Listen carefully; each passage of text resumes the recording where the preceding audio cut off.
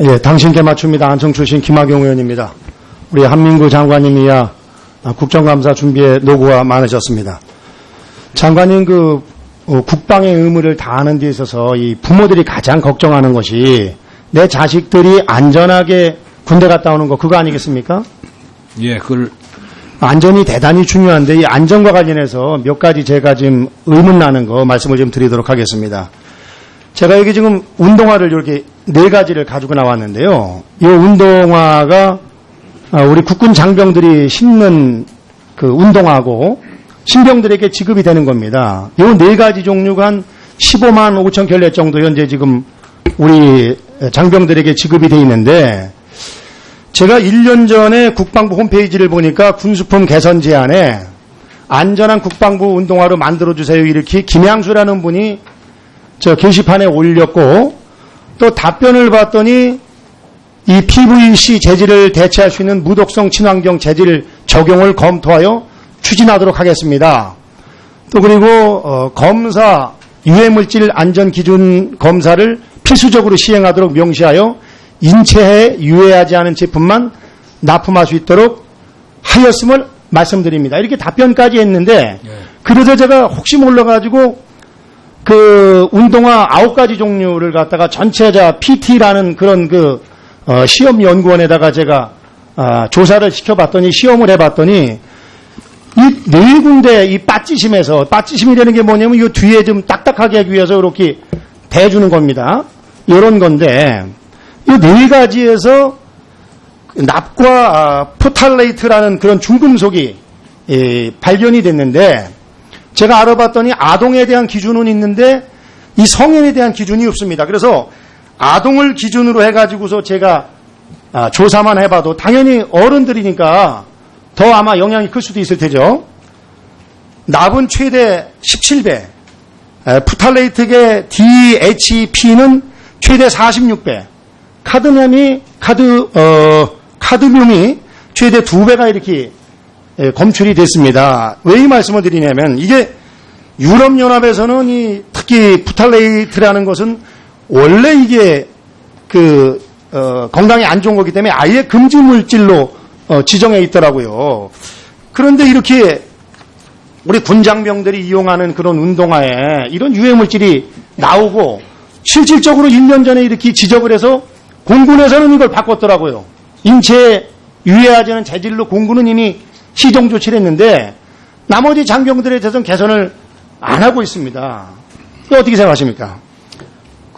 지금 의원님 말씀하신 것처럼 그러한 이제 유해성 논란이 제기된 것인데 현재까지는 이제 그게 국가 KC 통합 인증 마크도 받은 것이고 뭐 유해성이 직접적으로 이제 증명된 건 없는데 일단 논란이 됐기 때문에 앞으로는 뭐 그런 논란이 없는 그런 운동화를 구입해서 장병들에게 주도록 그렇게 노력을 하겠습니다. 아니, 장관님 말씀하시는 건 너무 안이한 말씀이신 게요.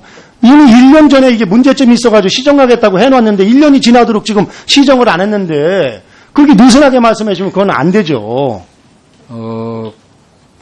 자, 그리고 또 나머지 6가지는 그런 문제가 없느냐. 하나는 중복이 되어 있습니다만 이게 말이에요. 엉망입니다. 이 뒤에다가 최소한도 PVC 재질이라도 넣어야 되는데 PVC가 아니고 더 싼 거, PU, 아니면 PE, PP. 저도 뭐 전문 용어가 뭔지 모르겠습니다만 심지어는 두꺼운 종이를 집어넣어가지고 납품을 하고 있습니다.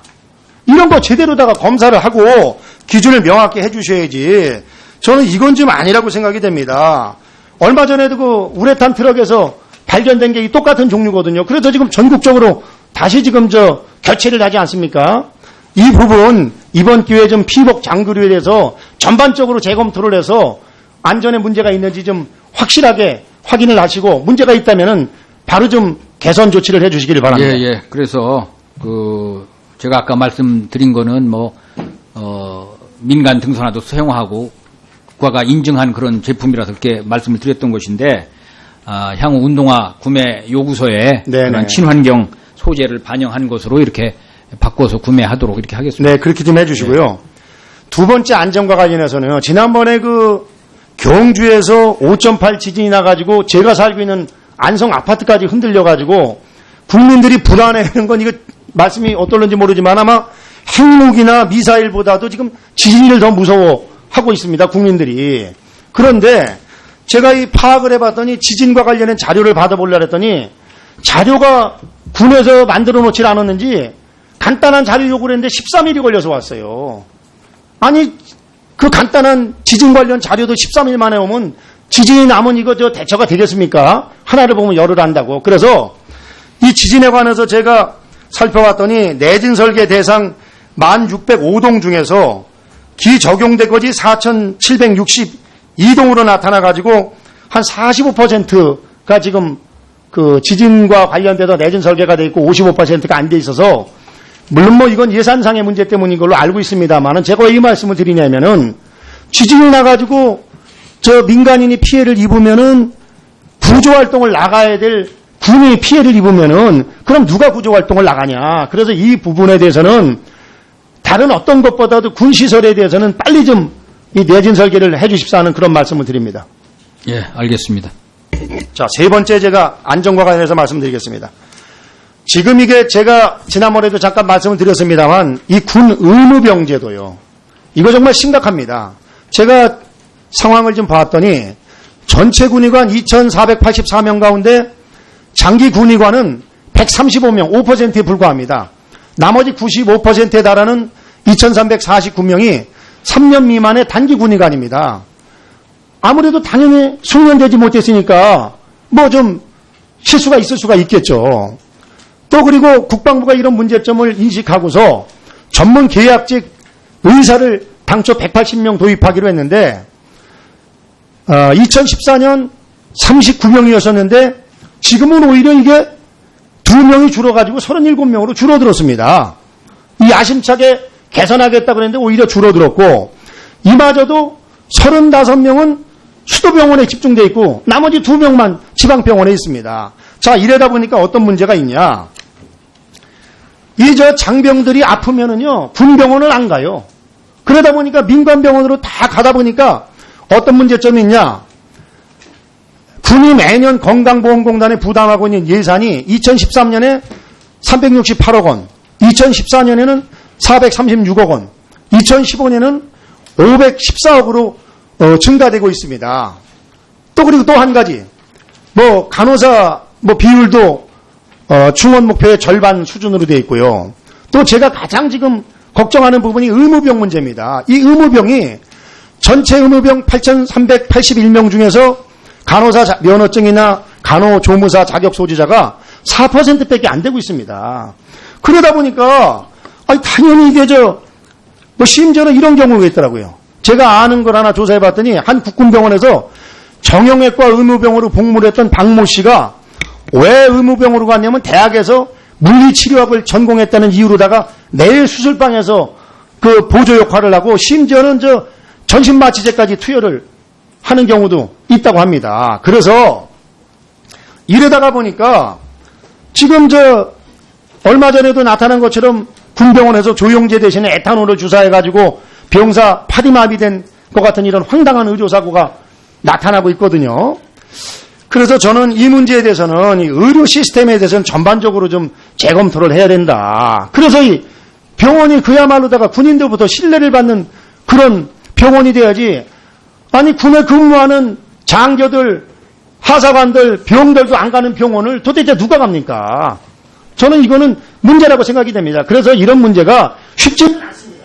왜 이게 쉽지 않은 걸 제가 아냐면은 이게 일종의 그 민간으로 따면 의료원이랑 비슷한 겁니다. 여러 가지 어려운 점이 있는 걸 알고 있습니다. 그럼에도 불구하고 이런 문제는 좀 의무병 양성 시스템을 개편하고 또 민간 의료시설과 긴밀한 협력 체계를 구축해가지고서라도 이걸 뭔가 시정을 해야지. 아니면은 군병원을 줄이든지 해야지. 군병원은 잔뜩 전국에다가 만들어 놓고 실질적으로는 이용도 안 하고 민간 시설만 이용한다 그러면 이거는 좀 문제라고 생각합니다. 어떻게 생각하십니까?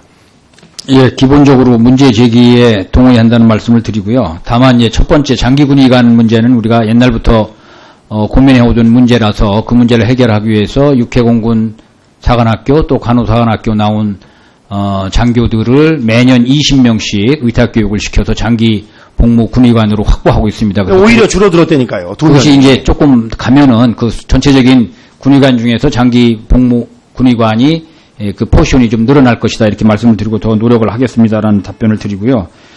두 번째로 이제 의무병의 그 소위 이제 일종의 불법 의료 진료죠. 그 문제는 저희도 심각하게 생각을 하고 있고 그 보조 행위를 그 최소화하기 위해서 이 졸업하거나 면허 취득한 후에 그런 의무 보조 행위를 할 수 있도록 하는 방향으로 이 제도 개선 또 소위 간부, 그 자격 있는 간부의 충원 이런 것들을 노력하고 있습니다. 그리고 세 번째로 이제 군병원은 지금 굉장히 그 계획을 가지고 이렇게 조정하는 그런 작업들이 현재 시행 중에 있습니다. 그래서 19대 국회에서도 많은 관심을 가지고 의견을 주시고 여러 번 의원님들이 세미나도 국방위에서 하시고 한 그 결과들을 저희들이 바탕으로 해서 하고 있고 그 가운데 이제 군병원을 좀 선도병원을 하나 만들기 위해서 지금 국군 수도병원의 예상센터를 하나 만드는 그러한 이제 과제를 지금 하고 있고 내년도 예산에도 그거를 하기 위한 그 최초 예산이 지금 반영이 되어 있습니다. 앞으로 그런 방향으로